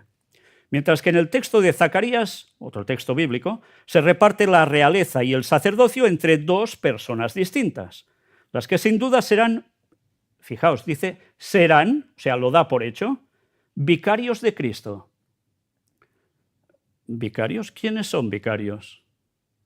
¿Sabéis que el nombre del Papa, un título especial, era Vicarius Filii Dei, vicario hijo de Dios? Bueno, uno en lo espiritual y otro en lo temporal. Por tanto, en aquella época habrá, fijaos, está hablando en futuro para su tiempo, habrá un nuevo David y un nuevo pontífice o papa que tendrán su residencia en Sabadell, en Jerusalén. Lo da como profecía, según entiende él, por esos textos. Un papa en Jerusalén. ¿Al lado de quién? De un Mesías. También el profeta Ageo nos habla de los dos que serán supremas potestades en el reino de Cristo, y esto sucederá después que Dios haya trastornado los tronos de los reinos y destruida la fuerza del reino de las gentes. ¿Sabes qué quiere decir esto? Que viene una crisis de agarraos y no meneaos. ¿Me entendéis bien? Es lo que nos van a montar. El Zorobabel histórico, que no fue más que un gobernador de Judá y tributario de los reyes de Persia, no es más que una figura pálida del que un día será el Zorobabel escatológico, o sea, de profecías en cumplimiento futuro. Y mirad qué dice en este apartado: Jerusalén será la capital del mundo. Los profetas Isaías y Miqueas nos dicen que al fin de los tiempos Jerusalén será el centro de las naciones. En ella y sobre un monte muy elevado estará construido el futuro templo donde el Señor será adorado y reconocido como Dios de toda la tierra. Y atención a la frase: y todas las naciones acudirán a él y llegarán muchos pueblos y dirán: venid, subamos al monte del Señor, a la casa del Dios de Jacob. Él nos enseñará sus caminos e iremos por sus sendas, pues de Sión saldrá la ley y de Jerusalén la palabra del Señor. Él juzgará a todas las naciones. Por tanto, ¿cuál es su objetivo? Jerusalén. Ellos entienden por profecía que habrá un papa que por circunstancias irá a parar a Jerusalén. Y hay unos que quieren levantar un templo para que aparezca el Mesías. Y ellos entienden que algo habrá donde se podrá sentar el papa junto a este Mesías. Curiosamente hay un texto bíblico que dice algo sumamente interesante. Se sentará en el trono, en el templo de Dios, como si fuera Dios, haciéndose pasar por Dios. Sí, el anticristo. Hay el anticristo por excelencia, por antonomasia, pero hay otro anticristo. Y es todo un sistema. Esto también algún día lo trataremos y os vais a quedar tiesos, porque normalmente eso nos lo van a contar. Por tanto, va a aparecer alguien haciéndose pasar como si fuera Cristo. Aparte de otro que estará también haciendo como vicario de Cristo, que es el Papa. ¿Y quién puede hacerse pasar por Jesús? ¿Alguno de vosotros puede hacerse pasar por Jesús? ¿O yo? No colaría, ¿eh? Seguro. Pues ¿quién será el que haga eso? Ya lo veremos. Ahora os muestro solo algo para que os deis cuenta cómo el papado ha ido trabajando para ganarse a los judíos. Ya sabéis que antes parecían totalmente reñidos, ¿no? Declaración Nostra Aetate, y resulta que empiezan a acercarse un gran movimiento de judíos con católicos, mejor dicho, de católicos con judíos, etcétera, etcétera. Algún día hablaremos en profundidad del origen de la Iglesia Católica. No deberéis ir muy lejos de todo esto. Todo en su momento. Pero el Papa que abrazó a Israel, bueno, era Juan Pablo II. De hecho, desde el Concilio Vaticano II, en 1965, se fue trabajando para ganarse no solo a judíos, también a cristianos protestantes y ortodoxos. Católicos, ya sabéis que están divididos en católicos romanos y los ortodoxos. Bien, pues también ganárselos a todos. Si hubiese seguido todos los pasos que ha hecho el papado durante todos estos años, cosa que un servidor ha hecho, y créeme que es una paliza tremenda, pero es necesario para ver por dónde va todo, os daríais cuenta que están trabajando para ese ecumenismo interreligioso, para que todos vayan de la mano y también ganarse a los judíos. Y a los judíos se los van a ganar sí o sí. Sí o sí. Y va a ser a base de castañazos que va a haber en la zona, Ya me entendéis cuando digo castañazos, ¿no? Pero también porque va a pasar algo sobrenatural. Y va a ser esa aparición de ese personaje que se hará pasar por el Mesías. Todo eso ya lo iremos viendo en su momento. Pero ellos se acercan a esos hermanos del Arca de la Alianza. Antes hemos hablado del Arca de la Alianza, ¿la recordáis? La que buscaba Indiana Jones. Vale, pues os vais a quedar tiesos con eso. La paz con los judíos es indispensable para allanar el camino de una futura reunificación cristiana. Claro, católicos protestantes están todos divididos, esto no puede ser, hay que ir juntos de la mano porque dicen el cristianismo es una vergüenza que estemos separados. Bueno, pues todos bajo un mismo paraguas es lo que están buscando, eso sí. Tiene que haber un líder, ¿cómo no? Y sabéis quién va a ser el líder, ¿no? Un señor que suele aparecer vestido de blanco y que no es que sea del Real Madrid que yo sepa. Bueno, o quizás sí, yo qué sé. Bueno, pues cuando eso pase, conseguirán la unión de todos. Bueno, me salto ya alguna cosa y atención a esto. Este escrito es del 11 de octubre del año pasado. Ante crisis en Israel, el Patriarcado Católico de Jerusalén pide preservar status quo de santos lugares. Mirad la declaración.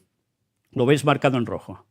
El continuo derramamiento de sangre y las declaraciones de guerra nos recuerdan una vez más la urgente necesidad de encontrar una solución duradera y amplia al conflicto palestino-israelí en esta tierra, que está llamada a ser una tierra de justicia, paz y reconciliación entre los pueblos.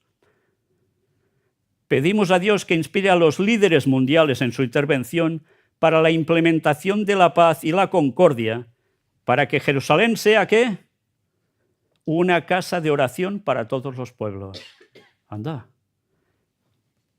La cúpula vaticana está diciendo lo mismo que los judíos. Y está hablando del mismo lugar.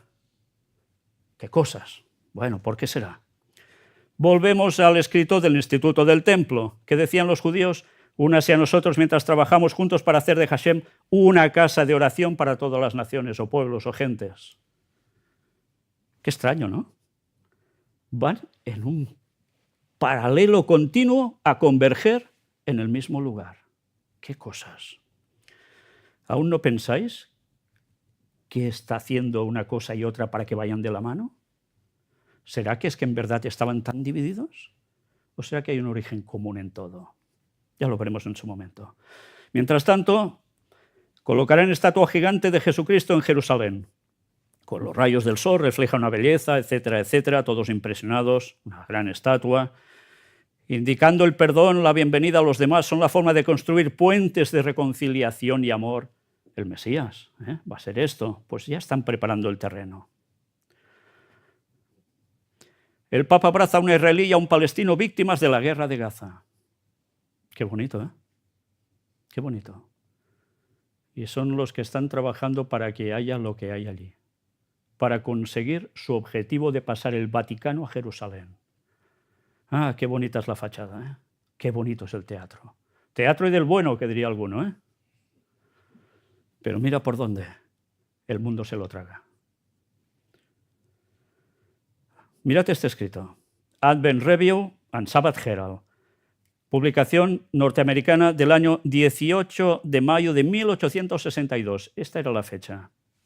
Estad atentos a este escrito de 1862, repito. Aquí un poco ampliado. Está en inglés, evidentemente. Mirad qué escribió este intérprete de las profecías en ese tiempo. ¿Trasladará el Papa el asiento papal a Jerusalén? Un corresponsal de Liverpool Mercury, escribiendo desde Roma, afirma que los oficiales franceses últimamente han estado muy ocupados obteniendo información sobre Jerusalén y el estado de las cosas en esa ciudad. Agrega que habrían estado tomando medidas en varias localidades, particularmente en el terreno que se encuentra alrededor de la mezquita de Omar en el Monte Moria. ¿Cuál es este lugar? Es el templo, ¿eh? Desde Jerusalén habrían ido a Hebrón, Gaza y otros puntos con el mismo propósito. También se informó actualmente de que un cuerpo de tropas francesas llegaría en breve a Jerusalén, mientras que otro estaría estacionado en Jaffa y un tercero en el Monte Carmelo. En Beirut, suena, ¿no? Tal como está el panorama en Beirut ahora, en el Líbano, dice, los oficiales franceses afirmaron abiertamente que su gobierno no tenía intención de retirar la fuerza enviada, pero que estaban a punto de emplearlos en breve en una nueva y muy diferente misión a la que aparentemente habían venido. Los franceses también se emplearon activamente en la construcción de una carretera desde Ciudad Santa, Jerusalén, a Damasco, a lo largo de la cual erigían casas a ciertos intervalos. Atención ahora. Se dice que un plan como el que muestra esta inteligencia está en curso de desarrollo. Apunta a la realización del plan favorito de Pío IX, o sea, Pío IX o noveno, de trasladar la sede del papado a Jerusalén. Vaya, datos históricos del momento. ¿Viene de ahora ese interés en ir a Jerusalén? Va a ser que no. ¿Y harán todo para que eso suceda? Va a ser que sí. Pero él añade, ¿no es significativo el artículo anterior tomado en relación con Daniel 11:45? Y ahora diréis, ¿y eso de Daniel 11:45 qué es? ¿Sabéis qué es Daniel 11:45? Ni idea, ¿no? Os hago una breve reseña. Es un texto, es este. Está escrito hace 2600 años.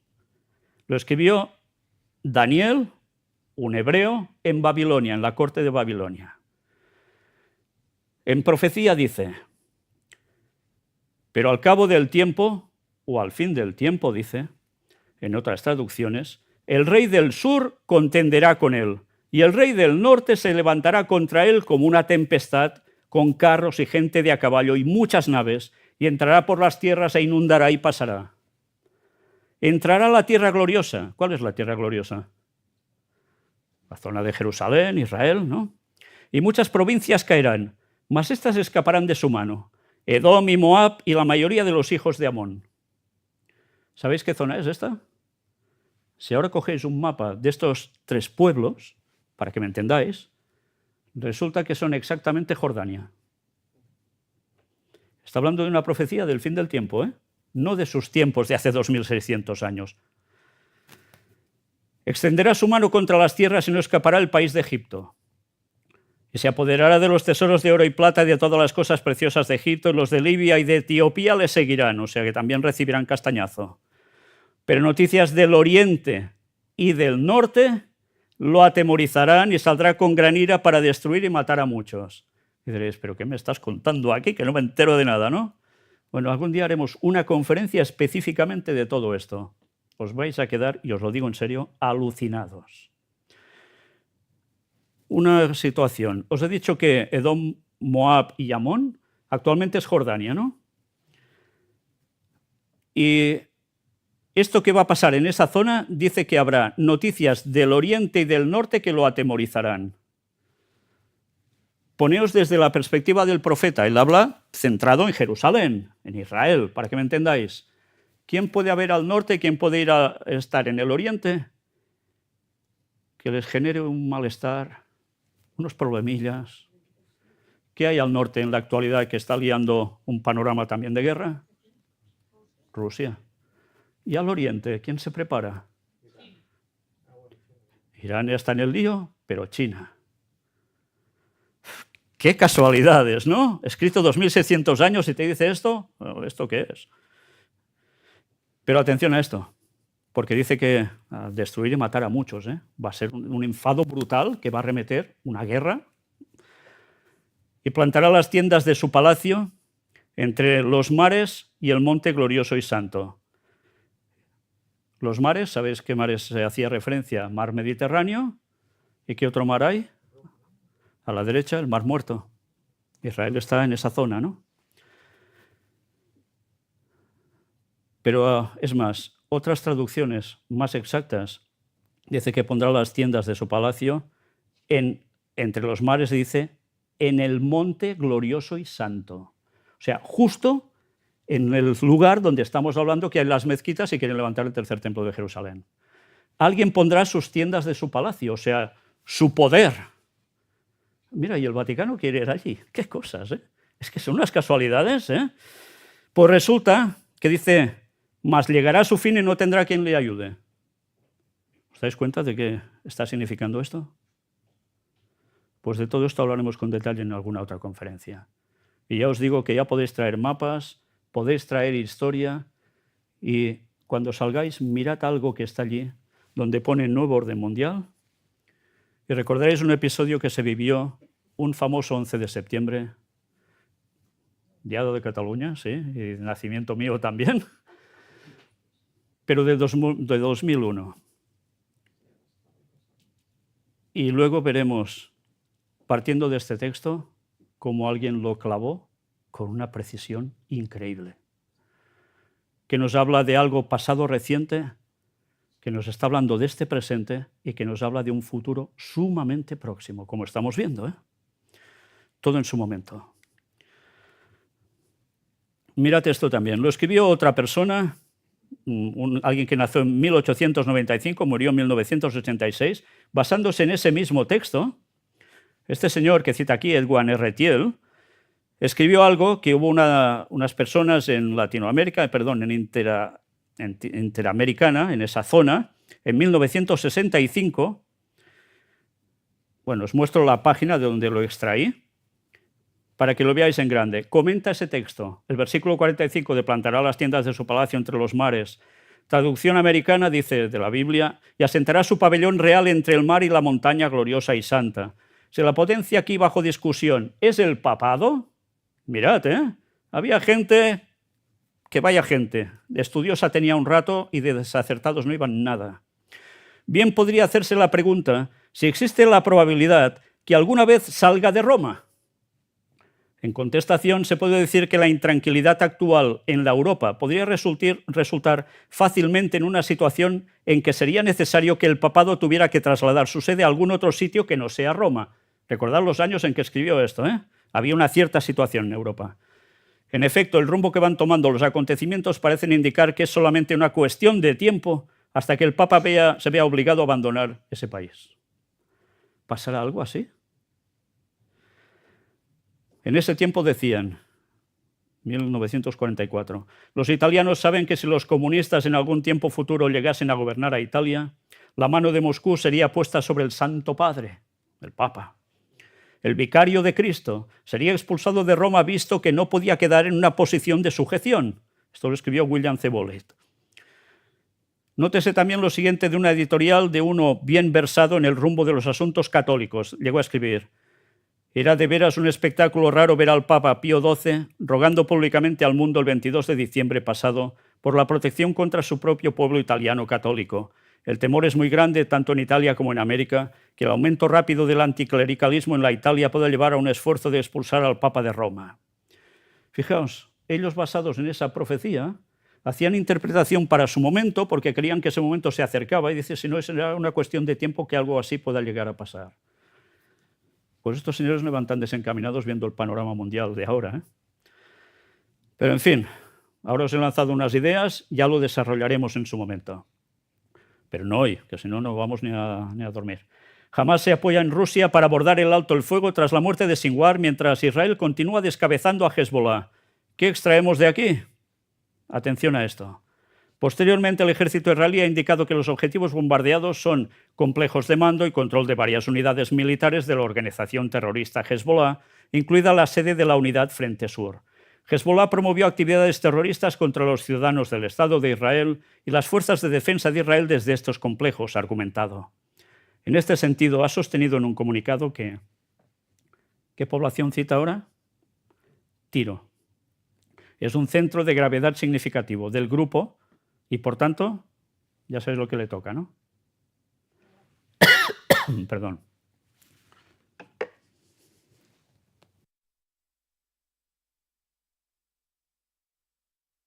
Pues Tiro también va a recibir. ¿Qué cosas? Y ahora el objetivo más importante, el objeto más importante que no tendrán en el tercer templo. ¿Sabéis cuál? ¿Qué pensáis que es? Perdón. El estatuto del templo afirma saber la ubicación real del Arca de la Alianza. Está bien escondida, no perdida. ¿Está escondida? ¿La encontró Indiana Jones? Me salto el artículo, podréis leerlo. Ellos dicen que saben dónde está. Y yo os afirmo que saben realmente dónde está. Pero dicen públicamente otra cosa. Paso todo el artículo y ahora resulta que hacen algo también. Mirad esto. Con la vista puesta en ganar la guerra y construir el tercer templo judío, se exhibe una réplica del arca en Jerusalén. Ha costado una fortuna. Ha habido un señor que lo ha pagado, oro macizo. Porque dicen que pronto tendrán su tercer templo y mira por dónde pondrán el arca. Me salto esto.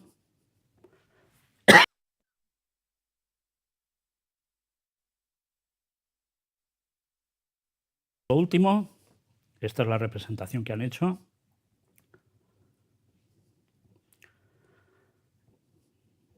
Y ahora la sorpresa. Esto es parte del decorado que le han hecho.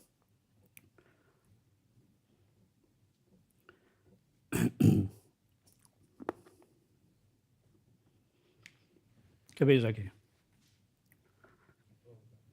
El hombre que halló el Arca de la Alianza. ¿Ha sido hallada? Pues este va a ser el próximo tema que vamos a presentar.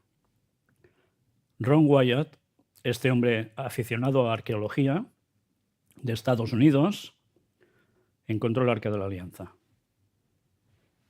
1982. Era un tiempo especial, un tiempo en que se hacía una película. Justo en esos momentos. Indiana Jones en busca del arca perdida. Este hombre sí encontró el arca. Y preparaos bien, porque este hombre ya ha muerto. Murió de cáncer. Pero yo puedo afirmaros que este hombre no mintió. Y ya os explicaré en la próxima conferencia el por qué os puedo decir esto. Pero ahora vamos a hacer algo. Vamos a pasaros la información de la próxima conferencia que tendremos el día 9 de noviembre. Y vamos a tener a alguien aquí entre nosotros sumamente especial que va a hablarnos de este descubrimiento. La viuda de este señor. Será traducida, porque ella no habla español, vendrá con su actual esposo que ha seguido investigando lo que encontró su marido y otras cosas que encontró, algunas de las cuales nosotros tenemos expuesta ahí. Y que os vais a quedar, antes os he dicho, tiesos, pues verdaderamente os vais a quedar tiesos. Si queréis asistir, ya lo sabéis, nos llamáis o os tomamos el nombre para que tengáis la asistencia asegurada y si no os presentáis aquí y ya está. Ahora os vamos a pasar la promoción para que veáis de què va esto. Per primer cop a Europa des dels Estats Units, Marinell i Randall Lee, documentadors de les troballes arqueològiques de Ron Wyatt. Dissabte 9 de novembre a les 17 hores, el major descobriment de tots els temps, l'Arca de l'Aliança, el que mai t'explicaran a les notícies. Sala de conferències i museu El Gran Engany, Narcís Blanc 11, Girona. Aforament limitat a 99 persones. Telèfon 678 64 22 63. Pues ya lo sabéis, si queréis asistir, venid. Os aseguro que no os va a defraudar. Hace pocas semanas estuvimos en su casa en Estados Unidos, estuvimos entrevistándolos. Realmente nos contaron unas cosas, sabíamos muchas, pero aún había cosas que desconocíamos. Y realmente es impresionante. Solo os digo una cosa, el gobierno de Israel sí que sabe dónde está el arca, lo sabe. Pero se hacen, como se dice aquí, el longhi, el sueco. No saben nada. Creen que dicen que está por allí y tal. No la pueden extraer. Veréis el porqué. Y os digo que os vais a quedar tiesos de nuevo, porque realmente es la única reacción que podráis llegar a tener. Y os aseguro que lo que van a contar es plena verdad. Y os lo puedo afirmar con todo mi corazón. Dicho eso, nosotros terminamos aquí la conferencia. Si queréis alguna cuestión, alguna pregunta, luego a la salida en la zona del museo, pues voy a estar allí por si queréis. Y una pequeña sorpresa. Ahora que terminamos, y es la inauguración del local, aquí detrás tenemos un pica-pica. Todos los que queráis engordar un poquito, pues ya lo sabéis. Así podéis hablar lo que haga falta. Y otra cosa más. Allí de atrás hay una serie de libros que escribió mi hermano, Josep Sant Vicenç. Es un resumen de unas primeras conferencias que hice hace muchísimos años, pero con un contenido impresionante que tiene que ver ya con todo esto. Y bueno, están a la venta a 10 euros. Hay un lugar para donaciones. Ya habéis visto que nosotros no os cobramos nada por venir aquí. Todo esto ha sido con los recursos propios que todos hemos ido poniendo para que podáis aprender estas cosas que el mundo necesita conocer, porque vaya cosas nos están preparando y debemos conocerlas para estar listos. Si queréis, allí está. Si no, no pasa nada. Pero sí podéis ir a comer.